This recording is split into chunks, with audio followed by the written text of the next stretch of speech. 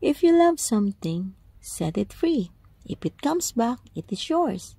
If it doesn't, it never was. Kaya nga yung mga magnobyo, pag matagal ng magnobyo, sabi, pwede na kaya kami magpakasal? Ang tanong, gaano katagal na kayong magkasintahan?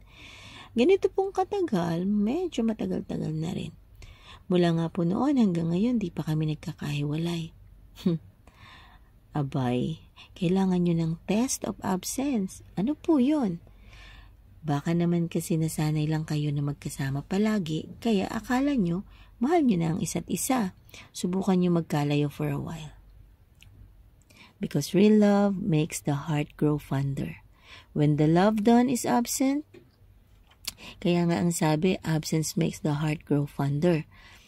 At sinabi rin, absence lessens half-hearted passion and increases great ones as the winds puts out a candle and yet stirs up a big fire.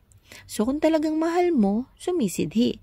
Pero pagka nearest is dearest, out of sight, out of love, hindi yun malalim na pag-ibig. Kaya dapat mabigyan ng test. Pinapalaya mo, hindi mo sinosolo lang. Pero maraming pag-ibig hindi ganon. Yung iba talagang sinosolo lang. Gusto mo solohin na lang yung tao kahit na limited ang mundo niya, nililimit mo. Hindi niya ma-develop yung mga skills at mga talents niya. Why? Kasi hindi na siya, ayaw mo siya na mamukadkad at mamunga. Para sa'yo na lang siya.